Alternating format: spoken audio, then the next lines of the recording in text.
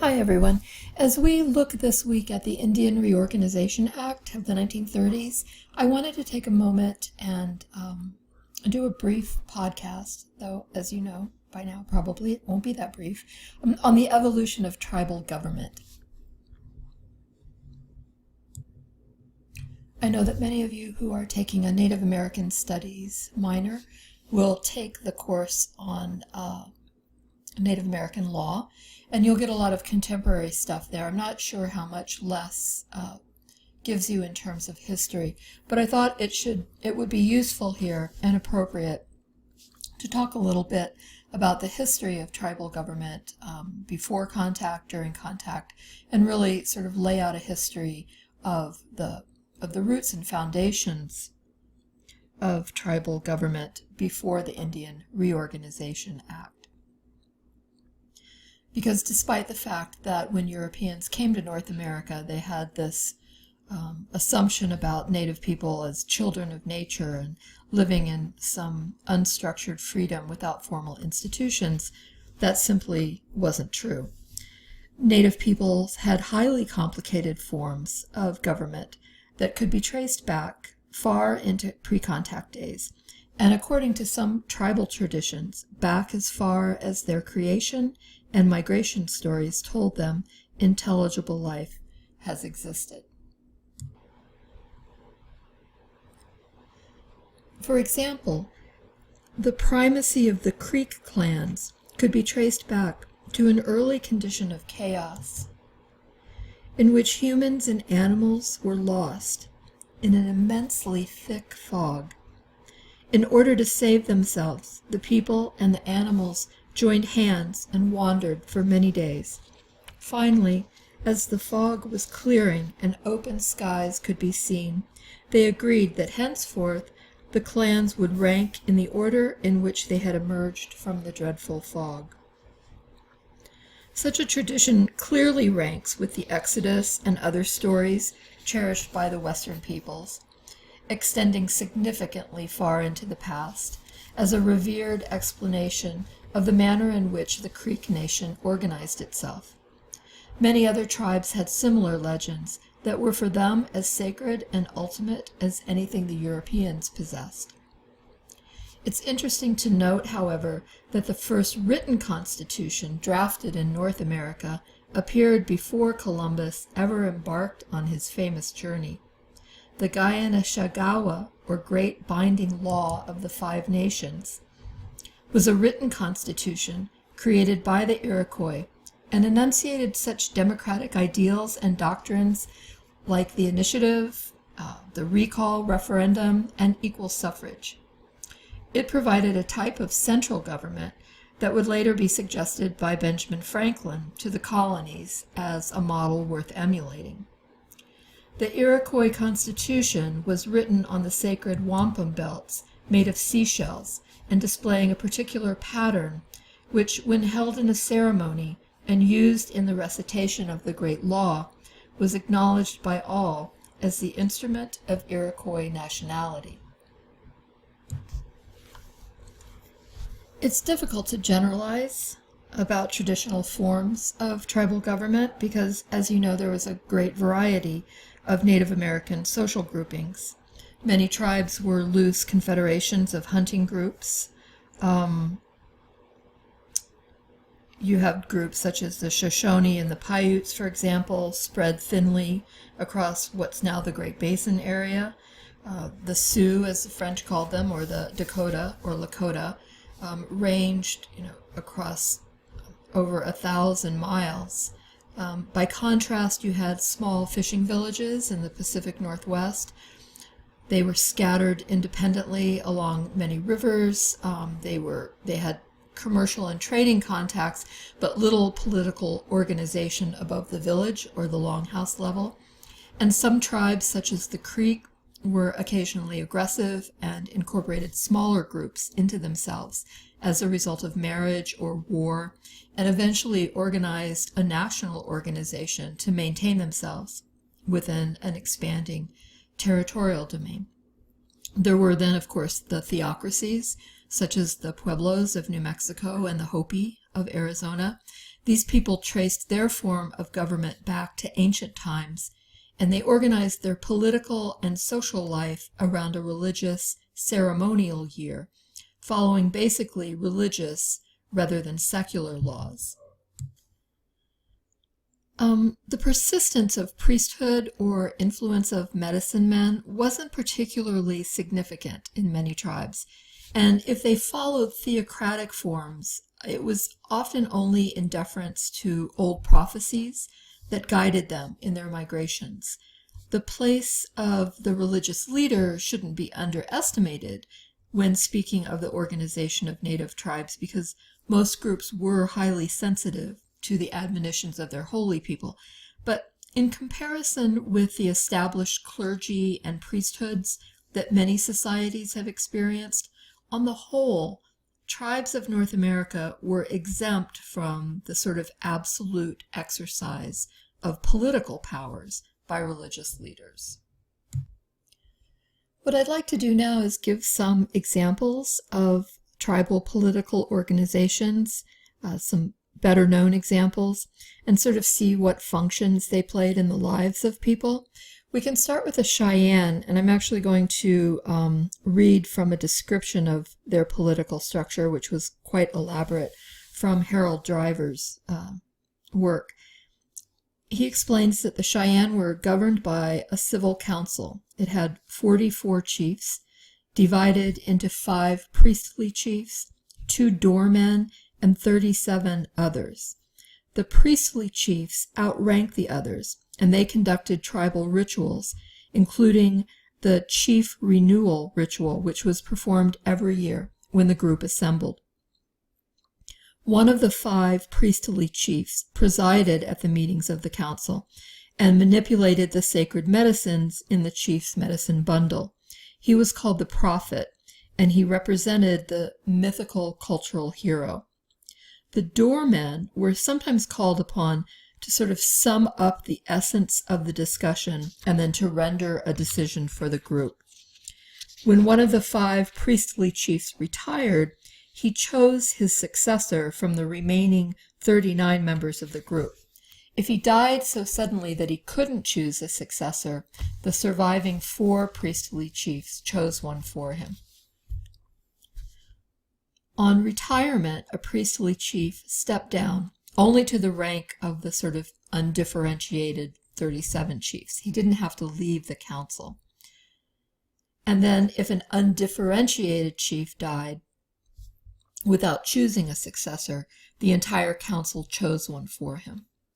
Each ordinary chief could serve only 10 years, which explains why the rules of succession were so complicated.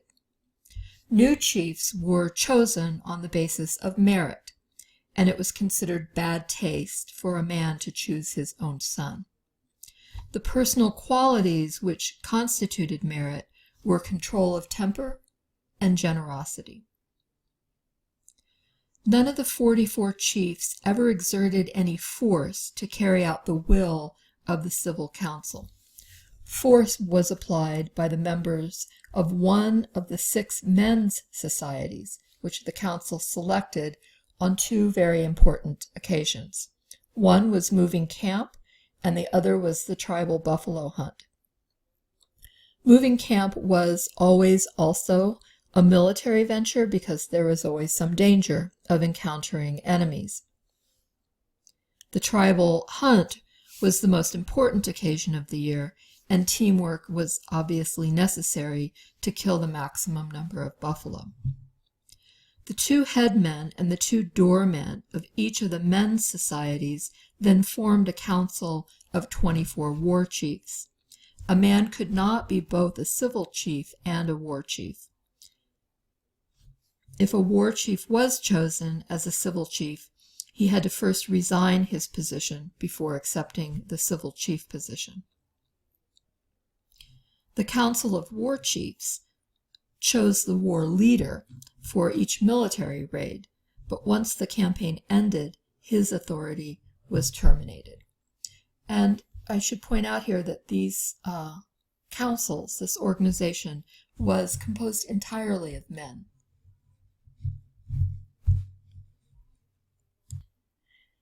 We didn't go into extensive discussion a few weeks back about gender, but I'll reiterate a point I tried to make, which is that it's important for us not to sort of project back upon Native people some sort of gender equality and egalitarianism, that somehow Native women were freer. I think that's really inaccurate. And again, like many other things, political organization, social structures, culture, these things varied widely from people to people, clan to clan, tribe to tribe, group to group. Were gender relations different than European gender relations? Absolutely. Did women in general tend to have more economic status? Yes, but that doesn't necessarily translate into some sort of equality as we imagine it today. And with the exception of the Iroquois, in general, you see women, how do I want to say this accurately? You see women in Native society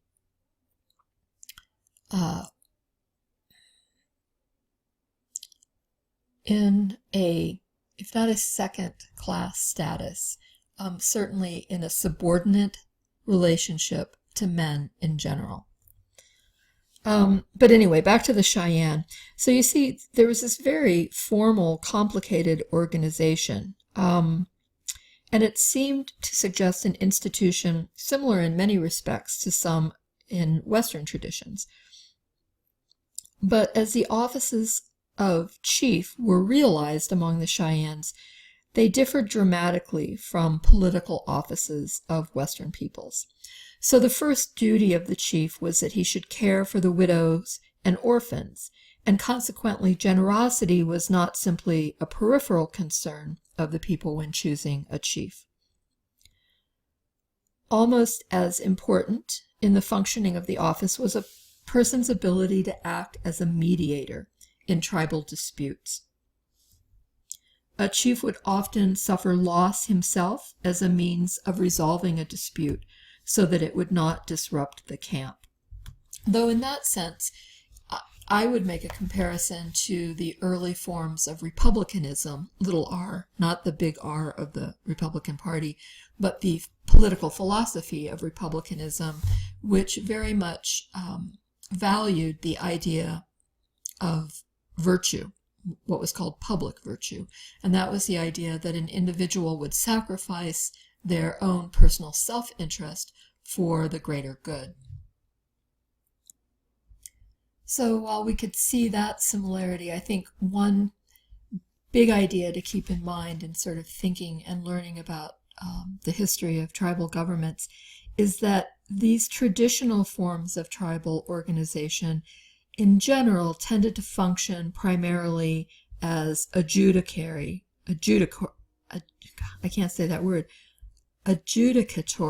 bodies settling disputes within tribes, as opposed to a legislative or bureaucratic structure. So apart from the functions of making war or deciding when and where to move camp, authorizing the annual buffalo hunt, and ensuring that annual religious ceremonies were held, the role of the chiefs in Cheyenne culture was to provide for the security and well-being of the people. Although chiefs were each charged with the responsibility of mediating disputes among the people, at times the council itself had to come together and act to settle disputes. This duty was particularly true when a series of disputes might have resulted in the killing of a person and the relative sought revenge or demanded some additional form of compensation. On these occasions, the Council of Chiefs had to satisfy the people and display the utmost wisdom in ensuring that justice was done and was perceived by everyone as settling the matter. Thus, again, the function of the council was a conciliatory judicial one rather than an executive function, as you might initially perceive based on the elaborate formal structure. Many tribes considered the relationship between war and peace as central and critical to the successful operation of tribal harmony, and provided for both war and peace functions. The Creeks, for example, as their confederacy grew larger, made provisions for distinct functions of war and peace. It's estimated that the Creek Confederacy had somewhere between 50 and 80 separate towns in the century before white contact, and these towns represented the 6 language groups that composed the nation. The Creeks divided these towns into red and white towns. Red towns were for war, and white towns were for peace. The white towns had all the councils, performed the adoption ceremonies, enacted the laws and regulations of the Confederacy, and they regulated the internal affairs of the Confederation, including inter-town relationships. No blood was supposed to be shed in the white towns, and it was regarded as a serious offense to do so. This is an image of a Creek Council building. It's not dated, but you can guess that it's from some time in the late 19th century. I would say somewhere the 1870s through the 1890s. The Creek towns were called Idalwas, and this red town versus white town construction is really sort of fascinating to me. Red towns and white towns could also change, so a red town could become a white town, or a white town could become a red town. I don't know actually how that happened or why it would happen, but it could happen. And interestingly enough, unlike clan identity for Creek people, their sort of foundational or central sense of identity was actually to their town. So there was a strong sense of affiliation with your town, not so much your clan, but the town that you were from. This would have been a white town. In contrast to the white towns, whoops, hold on here. Sorry, in contrast to the white towns, the red towns declared and conducted wars on behalf of all the Confederacy. So these towns planned the military expeditions, and they conducted foreign relations on behalf of the nation. The Europeans not having the ability or the interest in sort of learning how native peoples functioned, had no comprehension of this difference between red towns and white towns in the Creek Confederacy, which led to many of the early initial misunderstandings, both around warfare and treaty making. Another interesting aspect that the Creeks had in their tribal government organization, because this was such a tenuous alliance between these towns, it was important to prevent intra-confederacy disputes. And so ball games of some degree of ferocity were initiated, matching towns against each other. Traditionally, red towns competed against white towns. And here is an image from 1924. This was taken in Oklahoma, but it's an image of Creek stickball players. And as many of you know, this game by the Creek and also other tribes around the nation and also in Mexico were sort of the forerunner of today's modern lacrosse. But these games were vicious. They weren't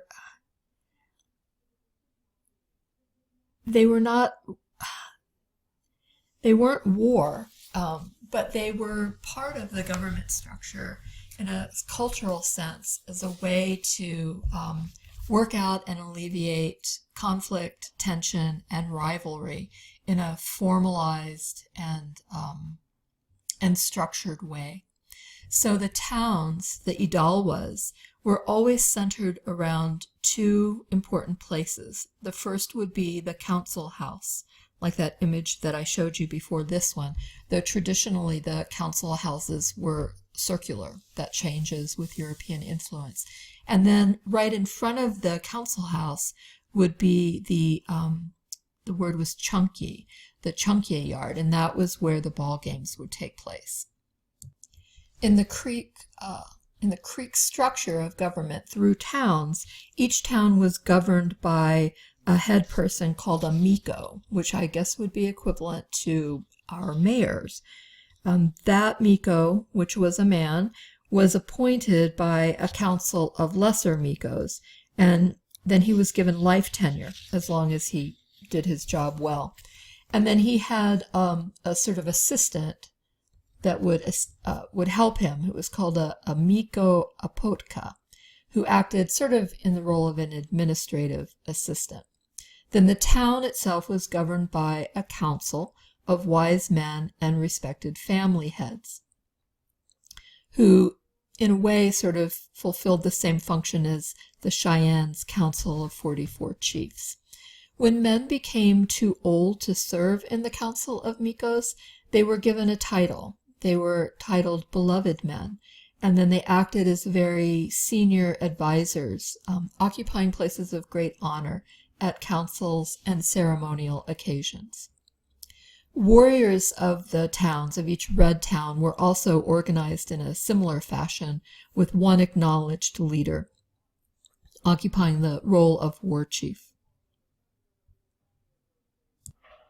I'm not going to discuss them in detail, but the Choctaws, another member group of the 5 tribes, had very similar organizations, governmental organizations themselves. Instead, I want to talk more about the Iroquois, which I've already mentioned. Certainly they had the most highly developed tribal government. They formed a 5-nation alliance symbolized by the Great Binding Law and the white roots of peace from the great tree of the law, which symbolically represented peace to all who would believe. The founding of the League of the Iroquois goes far back into the past and basically involves the bringing of the Great Binding Law by Dekaanawida and his spokesman Hiawatha. The legend goes that through subtle diplomacy, these 2 heroes convinced 5 separate groups to gather together as one nation and to stand united against their foes, who at the time were pressing them severely.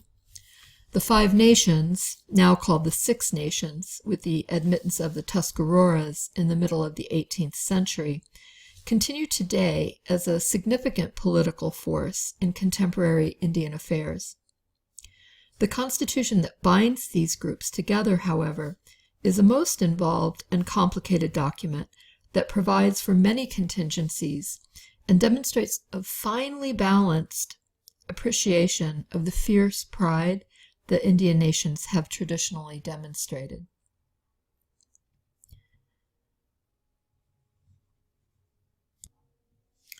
And the image on the screen, as you can see, is sort of a graphic representation of the actual Constitution written in the wampum belts and shells, and sort of explains to you who's who in this, with the Onondaga at the middle. So let me tell you a little bit about this. The central decision-making body of the Confederacy was and still is a council. It has 50 seats filled by Rhododendrons and presided over by the Atatarho, who is always an Onondaga. That you see in the middle, the keepers of the Central 5. The council is divided into 3 separate bodies. The older brothers, who are the Mohawks and the Seneca, the younger brothers, who are the Cayugas and the Oneidas, and the keepers of the fire, who are the Onondagas.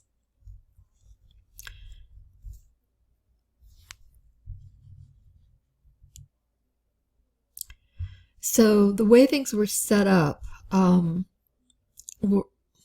they were done to sort of ensure that all the respective tribes would participate.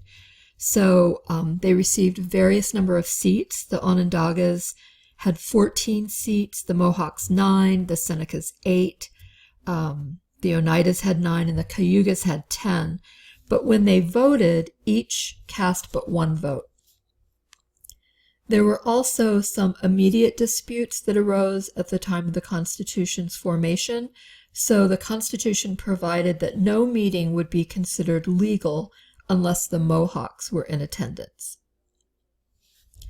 The Senecas, who received only 8 seats at the council and then shared those few with the Tuscaroras when they were admitted, were named the keepers of the western door, and the war-making powers were vested in them. So you see this very complicated, thoughtful, diplomatic arrangement of power relations between the various groups of people.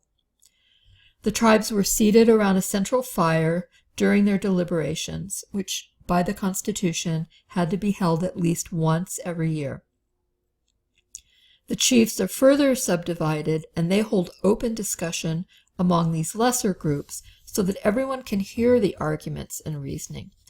Then in this very highly complicated manner, the subject under consideration is discussed by each of the tribes until it finally reaches the Onondagas, and they have a final vote of yes or no.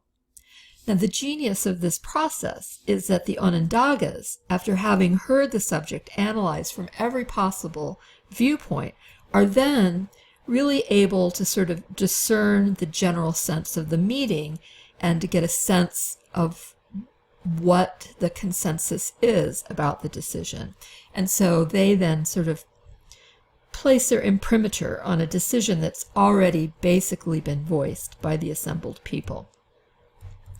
The Constitution also provides for various offices in the League. It establishes the clans that extended across the Six Nations, and it bound individuals together in a blood-extended family relationship. And that still is reflected in the Constitution today. It places ownership of the seats on the council in the clan mothers, so that here women have a powerful voice in selecting the chiefs who sit as representatives of the people. Clan mothers could and can today choose and recall the chiefs, and so they consequently direct the affairs of the Six Nations in a fundamental way. The Constitution also provides for adoption, immigration, rights of foreign nations, the rights and powers of war, a definition of treason, protection of religious ceremonies, protection of the house, and also funeral addresses.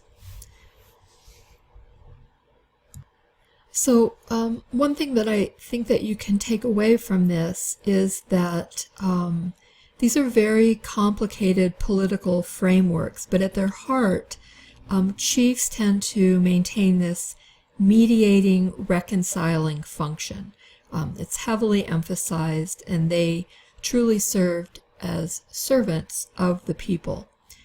And this important mediating function of the chief and the councils provides an important insight to be gained, I think, as we look at these traditional forms of tribal governments and then begin to think about how the more modern forms of tribal government were formed, particularly after the after the Indian Reorganization Act.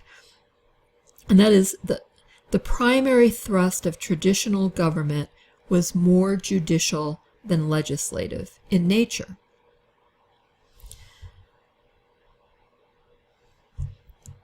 In part, that was both a result of and a condition for this sort of nearly universal experience across Native peoples, which was a system of private settlement of individual criminal offenses. So unless an offense endangered the well-being of the tribe, the issue was to be settled privately among those individuals affected. Now, that process usually involved bargaining with a gift or some other form of restitution, serving as the basis of the settlement. Sometimes the aggrieved family or clan would insist that the wrongdoer join their group or in order to replace the slain member, and the murderer was duty-bound to respect their wishes. When the bargaining and negotiations failed, only then would a chief or a council mediate and make every effort to preserve the peace. In that way, political leaders, like chiefs and councils, provided the cement that held the tribes together peacefully. And it's this adjudicatory nature of traditional tribal government that stands in very sharp contrast to the legislative orientation that the European influence would later introduce into Native American governmental structures. I wanted to end with a couple of images. This image is of Iroquois Great Council meeting. I can't remember the location, but I do remember the date, and this is from 1898. And then, whoops, hold on. I want to close with an image from the web, and this is the website for the Haudenosaunee Confederacy, or the Iroquois Confederacy, that explains the Confederacy structure. And if we scroll down here, you see the Great Law of Peace. And then you have various departments. So they have developed over time with this amazing constitution, holding on to really the sort of foundational traditional structures of the Confederacy government. So you see the Grand Council, the chiefs, the clan mothers, and the faith keepers. But, of course, now work in a very modern way. They have great newsletter, and they're a really remarkable governmental organization. So there you go. You can find that on your own, I suppose. They give some background on the Confederacy's creation. There's the image that I shared with you of the Constitution itself. It's quite impressive. All right, that's it. That should give us a little historical setup for the Indian Reorganization Act. And I just, of course, want to make sure, though I know you wouldn't, I want to make sure that we don't imagine that somehow Native people didn't have any sense of tribal government until Americans came along and showed them how to do it. So, okay, that's it.